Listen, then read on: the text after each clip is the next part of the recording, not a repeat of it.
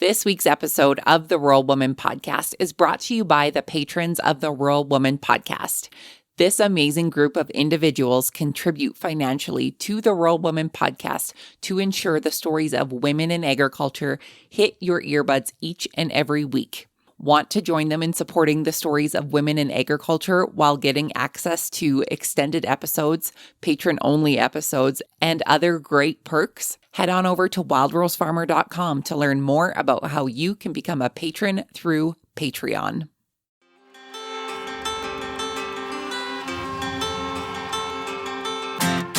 Hi, I'm Caitlin Dubin, and this is the Rural Woman Podcast. I'm a first-generation farmer who married into agriculture.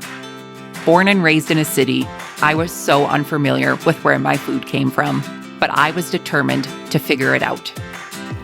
Through my journey into agriculture, I saw women who were strong but humble, often taking a back seat. To me, these women were leaders who deserved a seat at the table.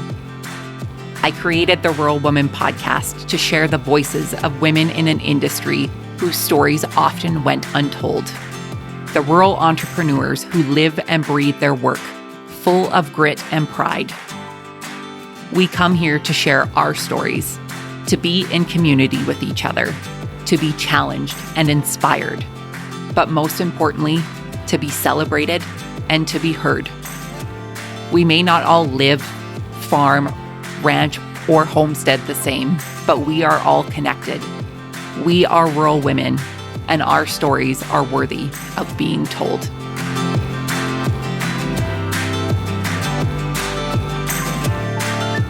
Hey everyone, welcome back to another episode of the Rural Woman Podcast. Today you'll meet Madeline Pranaitis. Madeline is a first-generation farmer from Connecticut with a passion for animals sparked by childhood visits to her aunt's farm. She earned a degree in livestock and draft power, gaining experience with draft horses and oxen. Now in upstate New York, Madeline manages a calf program on a dairy farm, runs her homestead, and has realized her dream of owning a team of draft mules. I cannot wait for you to meet Madeline. She is as sweet as can be and has a great story to share. Without further ado, my friends, let's get to this week's episode with Madeline.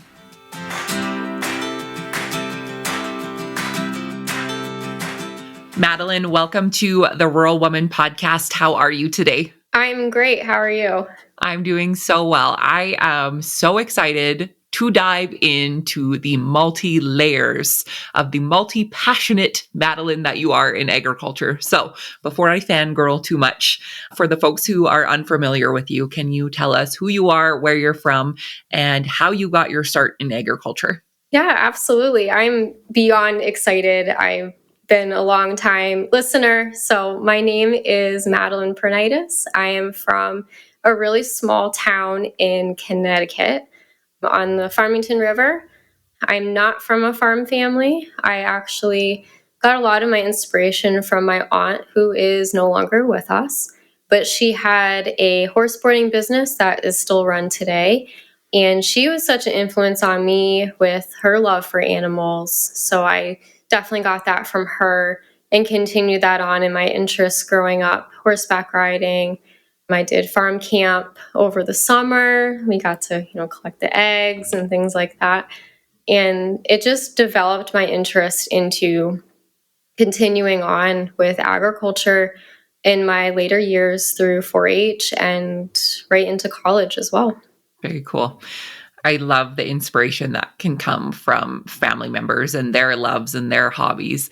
And myself not growing up on a farm and in a farm family, I did have cousins who had horses, and I always thought I would just love to have a horse. And my parents gave me the option, you could have a horse or you could have a four-wheeler and we could go camping on the weekends. So that's the route that I took, but eventually ended up on a farm. But tell us about your 4-H journey. What did you do in 4-H? So I gravitated towards raising a heifer through the dairy club. So my town was definitely not a farming community. It once was just really small dairies. but it was more geared towards like lacrosse and football, that sort of atmosphere. And I was just really a farm kid at heart. And I remember going up to my mom because one of my best friends was in 4 H in the next town over. And I used to see her every week at church when we'd go to Sunday school, and she'd tell me all about, what she was working on with her chickens and rabbits and things. And she's like, "You should join." And I'm like, "Okay, I'll go ask my mom." And they had a dairy cattle group, and they would show over the summer at a little, county fair. And so I went and asked my mom, I'm like, "Mom, like, can I get a cow?" And she's like, "Madeline, like, we live in a suburb. Like, where do you think we're going to have a," she was completely confused. And I thought it was a great idea. I didn't think anything of it. And I'm like, "Well, you just pay $20 and you can have one. Like, it's that simple, Mom. Like, we can totally do this." And after finding out a little bit more information, of course, the animal stays at the local farm in the really small town called Granby, Connecticut. It's a little bit more of like a rural setting compared to like, where I grew up in a suburb. You can go as often as you wish and you work with your animal. And when the fair comes around, you enter into your age group class. You wear all white, which to this day is, I just always feel super impractical when you're working with animals to have to just wear all white. But it just really solidified my passion for animals and working with animals every single day. It was something I looked forward to after school. Ended up developing into a degree in college, and that turned into a career. All from that $20 cow that your mom just was so confused by. Yeah. I love that. And, growing up, we have 4-H here, and it was something that I didn't even know was an option if you weren't a farm kid. And to hear so many incredible stories of people who have found their way to 4-H some way, somehow, and have them connect not only with animals, but to other kids. And just to have those skills as a kid and all of the different people that you meet, I think those are lifelong lessons that you learn. Oh, absolutely. It really followed me through everything that I have done since, especially with, public speaking or, doing class projects or group projects or just working, in my job, learning how to network and reach out to those who know a little bit more than I do in the area that, I have questions in. And it's just developed this like great community. We're all just kind of working together. Yeah, for sure. So tell us about your schooling and your college. What did you take? Where did you go? And what have you done with it? So in high school, I had a lot of concussions. So I wasn't able to travel as much as I would like to go visit colleges. So I did take a post-grad year in between high school and college. And the program offered some classes at the high school level and then also a few on the college level. And then we did this project. So basically, we could pick any project that we wanted to do that was some sort of educational aspect. You had to write up a proposal and propose your idea. And I wanted to bring a chicken coop to campus. And mind you, where this campus is located is in East Hartford, in Hartford, Connecticut. It's a city. So eventually, after multiple revisions of this proposal, I had to jump through a lot of extra hoops. And I definitely ruffled some feathers on that campus, no pun intended. But I really was really on this project, and I wanted to give my fellow students an opportunity to sort of be around animals like how I did with 4-H. Without that kind of exposure, I wouldn't have really known what it was about, and then I wouldn't have known how much I wanted to pursue it. So I got 4 chickens from the place that I used to go to farm camp from, and I used my proposal money to buy a little chicken coop and brought them there. And I did a presentation in front of my whole entire school, holding one of my chickens in front of all these people, explaining my project and how, passionate I am about agriculture and what I've been doing in 4-H, and just kind of like share with everybody who may have never even seen a chicken in person. And it just really sparked that passion from there on out. Ended up pursuing a degree in livestock, and I got my bachelor's of animal science at SUNY Cobleskill in New York State. And it's a 4-year program. I did about 3 years on campus, and in between there, I had various farm jobs, whether it be on a dairy farm or not, just working with animals in between semesters. And then I transferred to a very, very tiny work college in Vermont. And it was kind of half ecology majors, and the other half was some sort of agricultural based degrees. And that's where I really kind of solidified my degree in livestock, sustainable agriculture, and then I added a really big piece of draft power that sort of blended all of what I've learned into one degree. And since college, you have essentially became a gypsy farmer, as you like to call yourself that. So talk to us about, the different experiences you've had since those college years and the different farms you've worked on since then. Yeah, absolutely. So I like to call myself a gypsy farmer back then because I really was always moving. Not because I didn't like what I was doing. I was just seeking every opportunity to learn something new or work with a different kind of animal or in a different animal based industry. And it led me all over the place. I moved well over 10 times, maybe even more, either with the seasons or as my interests changed. So I dabbled a little bit in Virginia right after I graduated in 2018. And I worked a little bit on the vegetable side and kind of found that I'm not so much like a plant kind of gal. So that ended up having me move a little bit over and having some experience in the polo industry. And growing up riding horses, I was really excited about it. It was really fun, very different, very like glamorous and clean and fast paced. Complete opposite of what I was doing before, weeding the gardens and going to markets and really getting very dirty.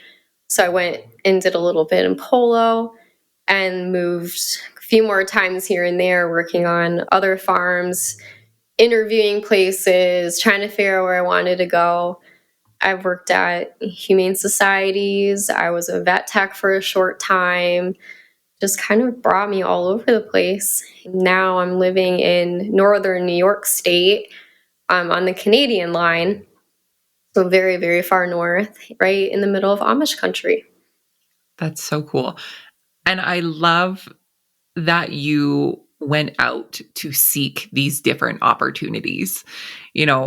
I was recently having this conversation with a friend of mine, and we were talking about generationally where, of the generation, they were told that they had to find one job and they stayed with that job for their entire lives. And that generation raised me. And so I very much had that feeling that I needed to find a career and it needed to be like the one thing that I did. And, since kind of growing from that and now doing what I do, which is completely different than what I ever thought I would be doing, to hear that you took those opportunities to just do a bunch of different things to see what you liked doing, I have a lot of respect for that. Thank you. Yeah, a big piece and a big chunk of time I was in Vermont when, post Virginia, post Rhode Island, post livestock manager kind of stuff. I really enjoyed my time on a all pastured meat and egg farm in Vermont, in Richmond, Vermont, called Maplewind Farm. And that's where I got all of my butchering experience. We had a flock of like 1,800 laying hens. We had pigs on pasture, beef on pasture, and we did meat birds. And during my time there, I was there for about 3 years. We scaled up to about 1,000 birds in a batch that we'd process on site. And it's a small USDA plant, so we are inspected. So I got to really dive deep in all of the logistics of what it takes to be a USDA certified inspected facility, which there really wasn't one around there. In my last year, I got to co-manage the facility, which was really cool. But being a part of every aspect of chores, collecting, washing, and packing eggs, feeding the birds and moving them on fresh pasture every morning. And then after the 8 weeks, we'd, collect them all up and bring them up to the main farm, and we'd process all of them. And eventually we'd package all of them and label them. And, I get to see the people, in person who come every day or every week to come and buy the products that we just spent, all that time and energy creating. Definitely one of my favorite jobs I've ever had was working there.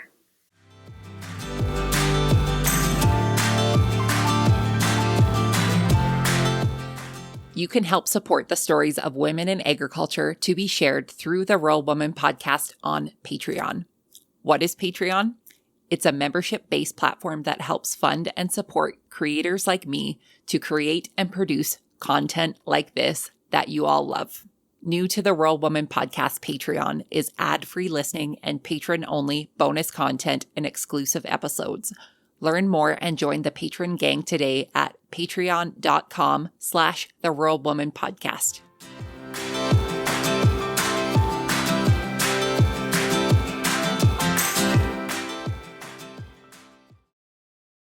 You have mentioned about draft animals. I want to know more about this. I am really racking my brain to remember if I have spoken to any women who, A, are as passionate about draft animals as you are, but B, have really been immersed in the culture where draft animals are still a main source of labor. So talk to us about, you said back in college, learning about draft animals, that being a big part of your education. Where did that love come from for you? I'm not sure. I think, when you're a kid and you go to a farm and, there's a couple draft horses there and you get to pet them and they're just so big. Like as a kid, I don't think really there's many animals besides a cow that are really that big and that gentle, and they just move so slow. And I think just from a young age, I was always really drawn by their presence and be around them now. I mean, to me, it's very normal to drive down the road and have to wait behind a buggy that someone's, driving on a regular basis every day. I'm always, being mindful of there's a whole nother community that live amongst us. And I just find how they live and how they work so fascinating. And it often kind of makes me slow down and just really pay just a little bit more attention to things around me and my work, and be very grateful for the beautiful scenery, and their farms are amazing to look at. And yesterday I even just driving, doing regular errands, there was someone working out in the field, and they had 4 Belgians together and they're plowing. And to me, I just think that's the coolest thing. And it's almost like a daily thing that I get to see. So when I mention it to my family or friends, and it's not normal for them, but for me it is. And I think it's really great that I get to live and be surrounded by that, because I'm trying to make that a part of my everyday as well. Living and working on a conventional farm, a 3,000 cow dairy, where everything is fairly high tech and calculated. We rely on a lot of, heavy machinery and feed carts and things like that. And right next door, it's Amish farms. So it's really cool to have both. And to have my mule team was a really cool happening. I'm almost going to be 30, so that's really scary. And I just kind of had this moment of, one day in my life, I'll have a team of drafts, or I'll have a team of mules. And that was the one big life goal. A few days later, their ad came up, and it just kind of was meant to be. And I didn't hesitate on it and went to go see them and check them out. And within the next month, they were at our friend's farm, which is actually, they converted an Amish farm back to more, regular water power setup. So the mules are, they used to be an Amish team and now they're back, on an Amish farm. And I get to enjoy them kind of in their retirement. They're older, definitely slowed down and more at my level. I'm still learning too, but to get to learn from an experienced team and a team of mules was, a huge life goal for me that I can now say that has happened. And I also have oxen, which is really different. They've got giant horns and they're really big. So to have them, on the same property that I work on and get to see and interact with them every day is a huge privilege, and just really lucky to have that. Yeah, and that's very cool. And like you mentioned, you work on a very regulated and large scale dairy operation, right? That is most likely the complete opposite of an Amish farm, right? Oh, So absolutely. your day to day is so different and it'll vary and it's so vast. So let's dig in right now to your draft animals and to what you're doing on your homestead and where you hope to go with that. And then we'll flip to the other side of the technology and all of the things that you get to do in your day-to-day life at work. Yeah, so the oxen right now, I'm still actively training. I have a team of brown Swiss that are about 2 years old. Those are the guys that got the giant horns, and they're well over 1,000 pounds at this point. And they're in training still, but they can pull small loads and things like that. I do have them trained to work as a team in a yoke. So the traditional way that you'd see oxen and you drive them from the side. And then I also have found through mentors and through the Draft Animal Power Network, DAPNet, using a harness with a single ox has become one of my passions. And I'm glad I'm not alone because it's super fun. And I get to, bounce ideas off of the people that I know. It allows me to work these very large animals all by myself with confidence because I'm not trying to juggle, a 50-pound yoke in between these massive animals and they're, wiggling around and there's horns, and it can be hard to do that by yourself. I'm tall, but I'm not that tall, and it's a lot to juggle. So I really like to train them to be versatile in, the traditional yoke, and then to work with them one-on-one also really helps to build that bond with their commands. I can really do any task, big or small, depending if we need to pull a really big log out, then I can use both of them together. But if I want to do something like in a garden or like small row crop, that kind of thing, I can use a single animal and have that effect. So it's really cool in that way to have them accustomed to all of that equipment. The harness, I find, can be a little bit more comfortable for the animal. It helps kind of distribute the weight a little bit differently for them on their body. So it, they can, work all day long without becoming, too exhausted. I have a team of jerseys that I'm working with. They're more of a start and sell team. I have never worked with jerseys in like the draft sense. I've worked with them in the past, like in dairies and on the calf manager side. So it's really cool to work with like a different breed of cow. Really tricky trying to even find jerseys. They're not very popular around here. But I have a tiny little calf yoke, and I got them from local farms and everything, and was able to put a really nice pair together and halter broke them and trained them, and they do fairly well. And now they're a couple months old and their horns are starting to grow. And I'm hoping, in time they'll find like their next step, their next farm and teamster to take them on and show them over the summer. So they're sort of like my side project I've been doing. Um, I was able to work with a Holstein team that I put together from the conglomerate of calves that I just see every day in my job. Every once in a while, we'll get, a random, like full Holstein calf instead of the Angus Holstein crosses. And I just kind of saw these two, and they were born within the same week. And it just doesn't happen to have pure Holstein bull calves born that close together. And they looked really nice, really great conformation. Stuck them together, started training them, and I asked my boss, "Hey, do you mind if they don't go on the truck? Can I find a way to get them out there and maybe make them a show team?"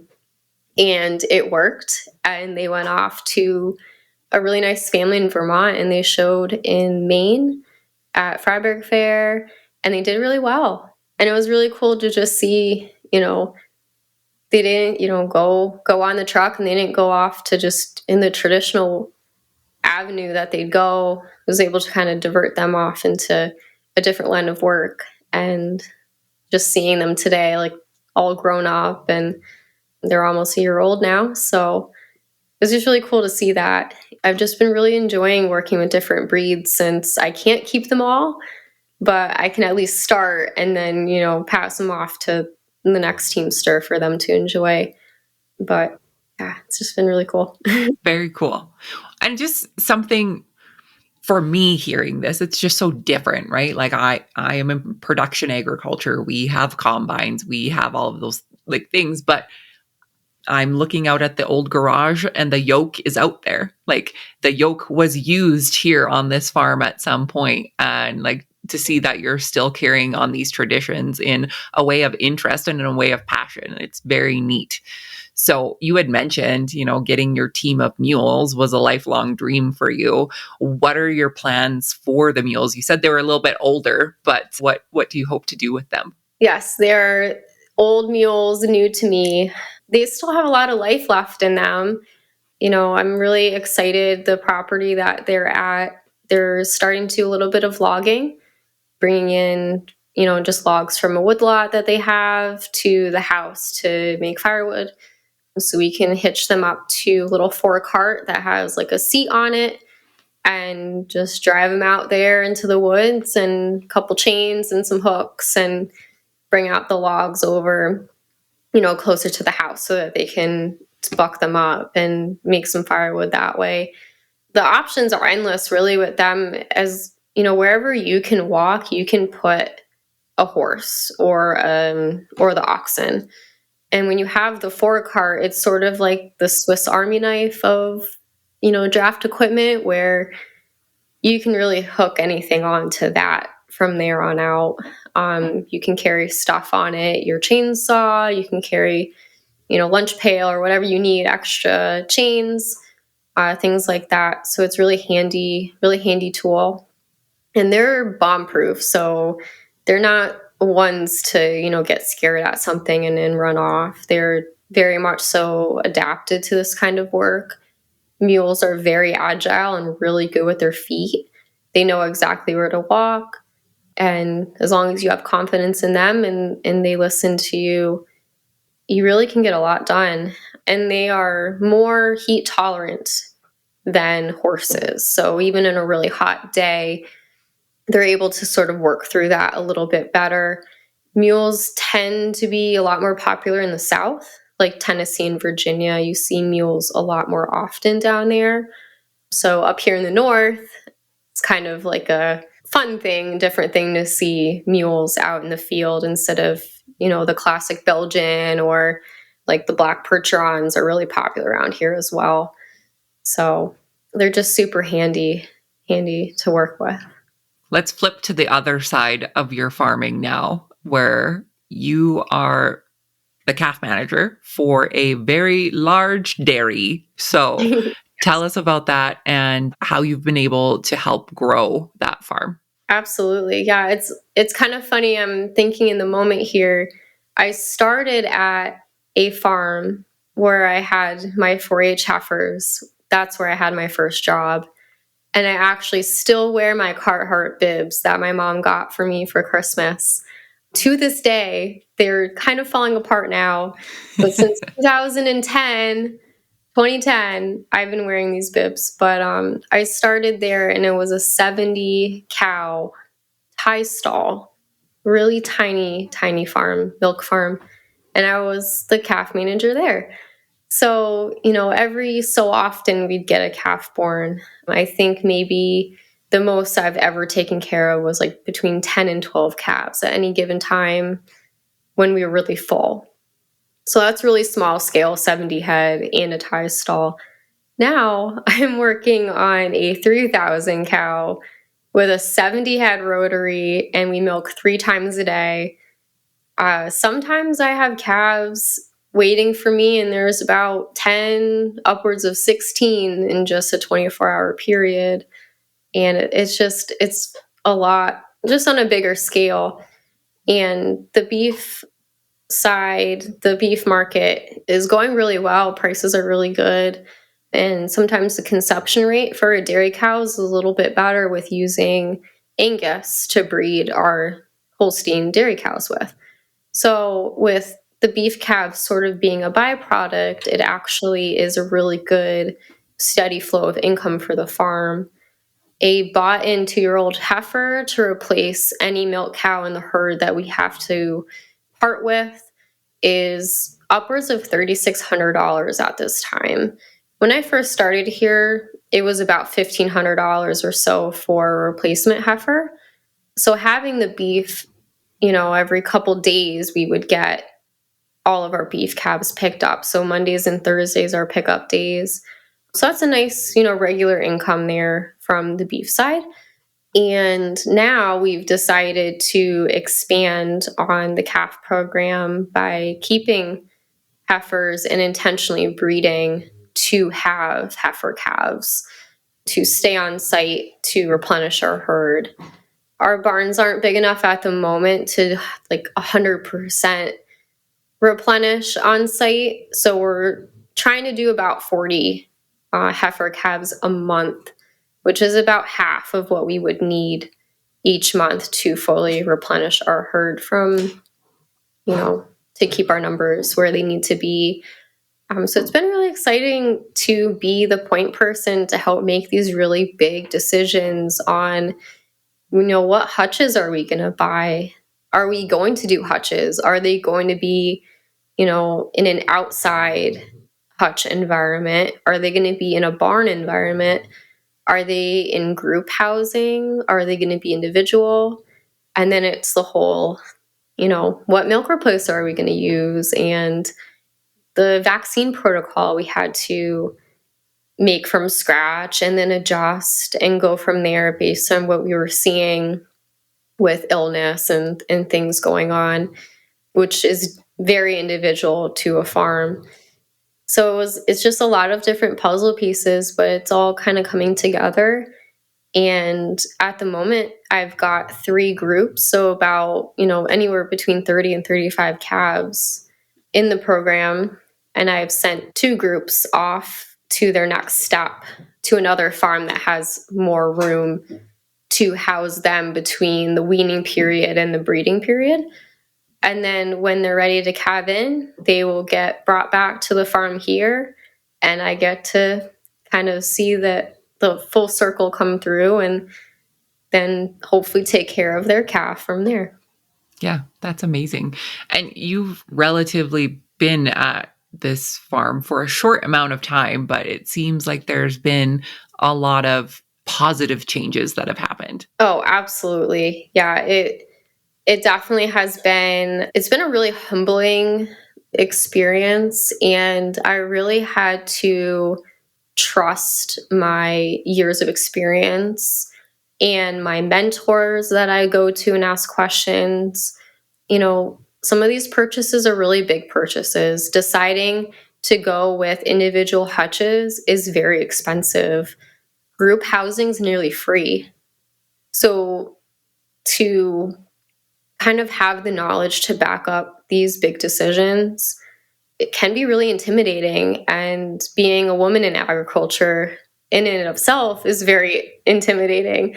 So going up to, all of my bosses are men and saying, hey, can you drop a couple grand? Like, can I have you order this? Like, it's, sometimes it's a lot of money. And I explain why, why I like these jackets or why I like these hutches, or I don't like these bottles anymore. Can we change to these bottles and this style nipple because their nursing is different? And, these are the results I'm seeing and they're aspirating too much. So I like these bottles, but can we change this about, the nipple style? And can you order this again? And I need more of that. And there's a lot of, sometimes on the fly decisions, but I have to really think about, okay, what's going to improve my program, and kind of pitch those ideas to then, make it happen.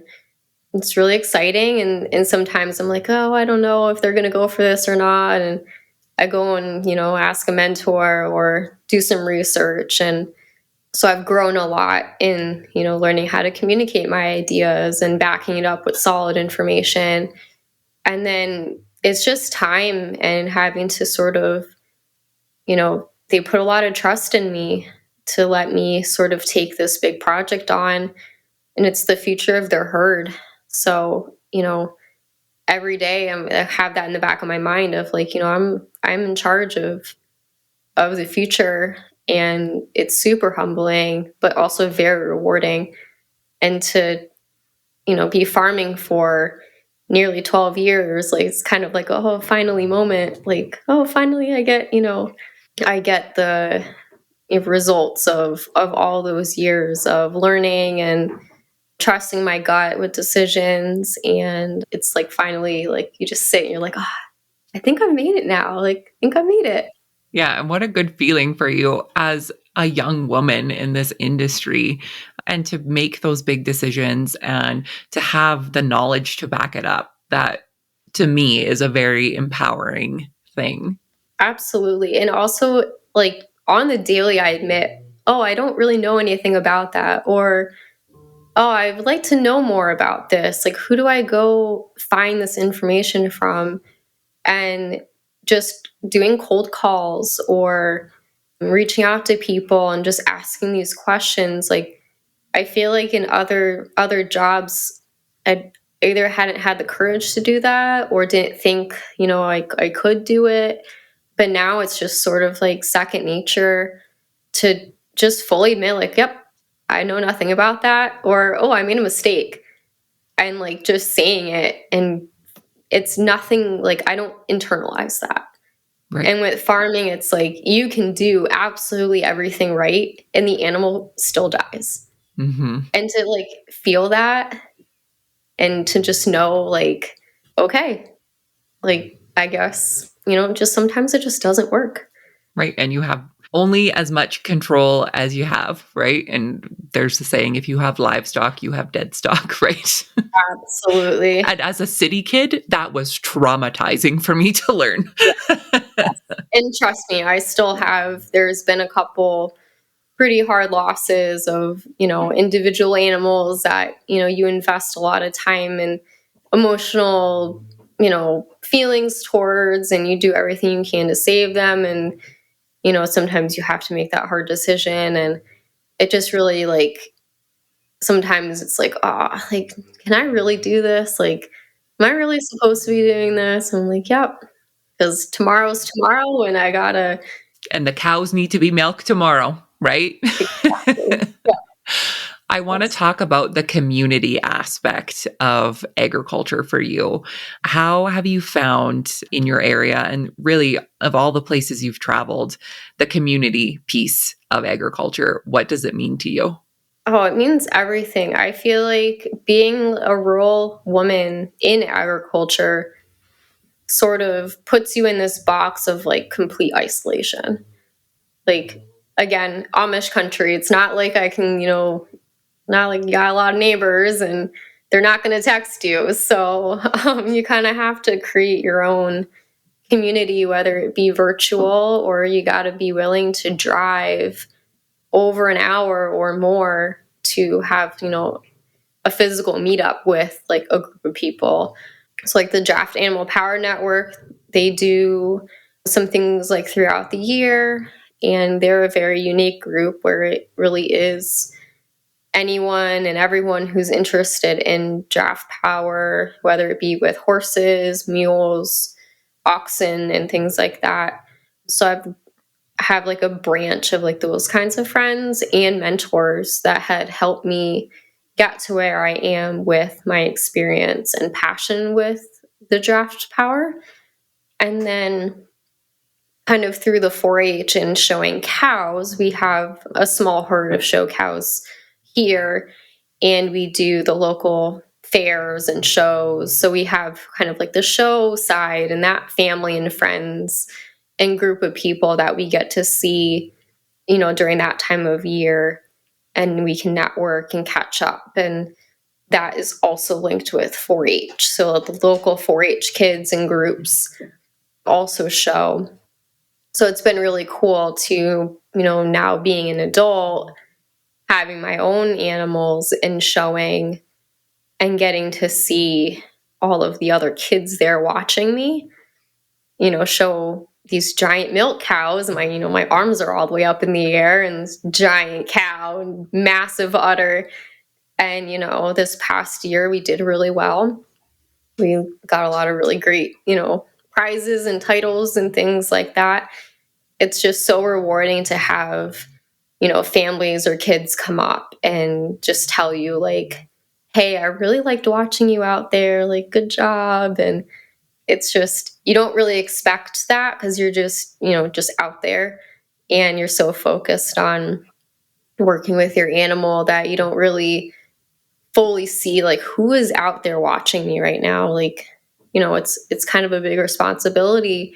But it's also like a huge honor, and I definitely don't take it lightly. Some really cool moments to kind of see, like, I was that girl once looking up to, the adults who I thought, oh, they're so old.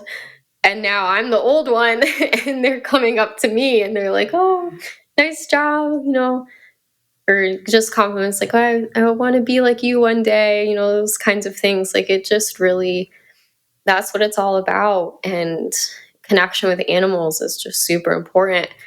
And getting to mentor, I have one of an older like 4-H student doing a project with the rabbits, and I have a rabbitry, and not a lot of people can have animals at their home. And she comes and she did a breeding project for her SAE and won some grant money because she did such a good job with her presentation.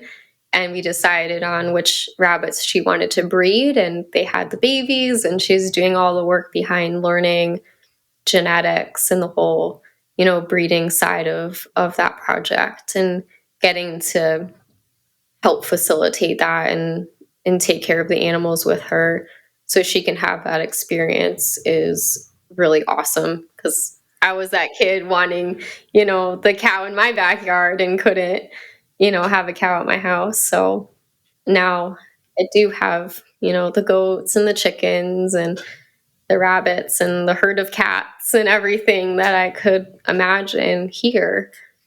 And I just want to share it with everybody. Yeah. Well, and what a full circle moment for you, right? To be that person that these kids can learn from. And, you needed that person when you were younger, and now you are that person for the young folks. So that's amazing. And you should be very, very proud of yourself for that. Yeah, I'm very surprised I did not cry through the whole thing. It's really hard not to get super emotional or misty. The feel-good misty moments. Absolutely. So, Madeline, what is next for you? What are some future goals for you and your homestead and your job and all of the things? Definitely just focusing on spending more time, with training, working with the mules, working the oxen, but also expanding the calf program learning how I want everything to be organized, doing that whole side of it, more of the like professional side, and building a little bit more of community with, the 4-H kids and some of the local women in my area, trying to get us out a little bit, even though it's on a virtual basis. But I started this little page called Maintaining the Level of Dirt. And it's all about, you can't really have like your house completely clean, your barn's never completely clean. Let's get rid of that expectation of having to have everything perfect and neat, because it's unrealistic. So let's focus on like maintaining. How do we just like maintain, this level of, sanity and being in the moment and connecting with other women who, can feel really isolated, and we don't live close together, but we're all generally doing very similar things like caring for animals, or we're on a homestead or dairy farm. Some of these women have kids, and, getting a babysitter and going out, and, it becomes a little bit unrealistic. Maybe you just don't have enough energy to do that. So this page sort of like pulls everybody together. You can come and go as you please. We did a couple like virtual chat meetups, which was really fun to kind of see everybody's face. So maybe one day we'll get it to the point where we'll have actual in-person meetups, or like a potluck every once in a while, to just, have a group of people to lean on when we're so far apart from each other.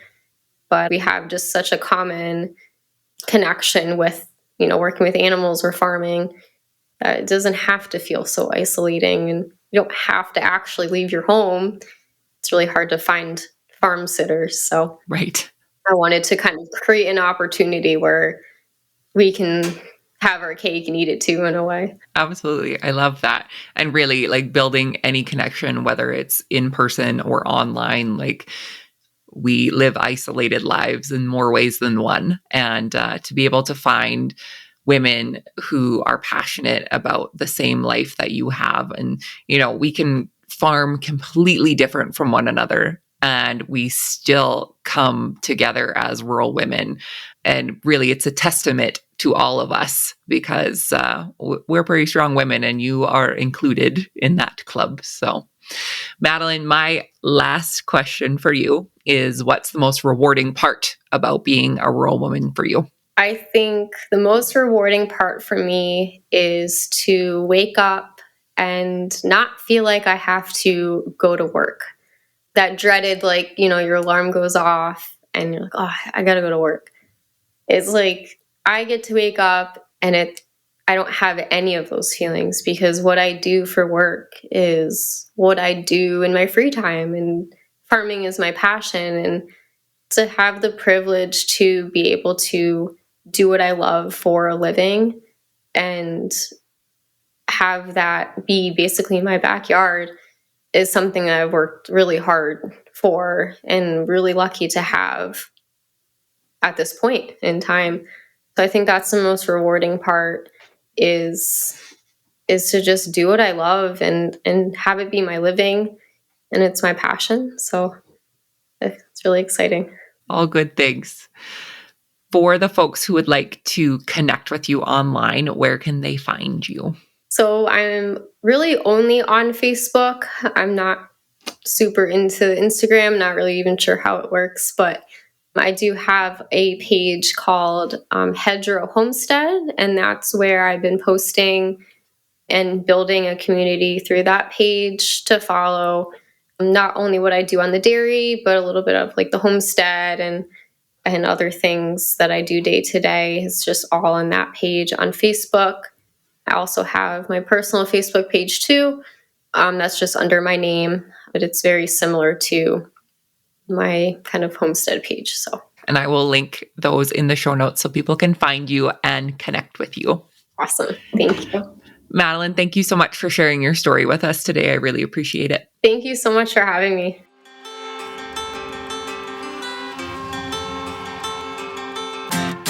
Thanks for listening to the Rural Woman Podcast. The Rural Woman Podcast is more than just a podcast. We are a community. A huge thank you to the Rural Woman Podcast team, audio editor Max Hofer. A special thanks to our Patreon executive producers, Sarah Riedner from Happiness by the Acre and Carrie Munven from Laystone Farms.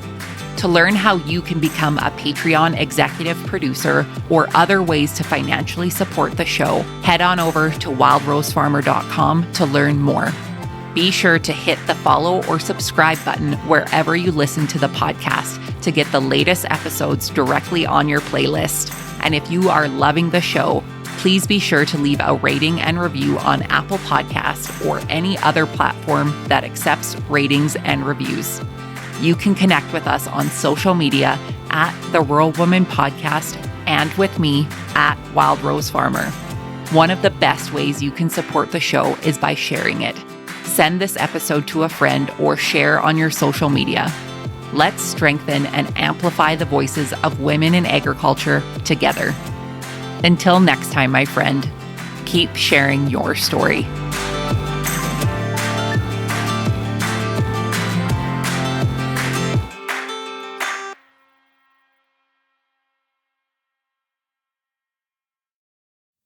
Did you know that you can get this same great episode of the Rural Woman Podcast ad-free? I get it. Listening to ads during a podcast isn't always my favorite either. But in order to keep the lights and coffee pot on here at the Rural Woman Podcast Studios, they are necessary. I am so grateful to each and every one of my sponsors, but if you yourself would like to skip the ads while supporting the show, consider joining me over on Patreon. Patrons of the Rural Woman Podcast get ad-free episodes starting at Tier 5 on their podcast player of choice each week, plus some other great benefits. Find out more by heading to the link in today's show notes to learn how you can become a patron through Patreon.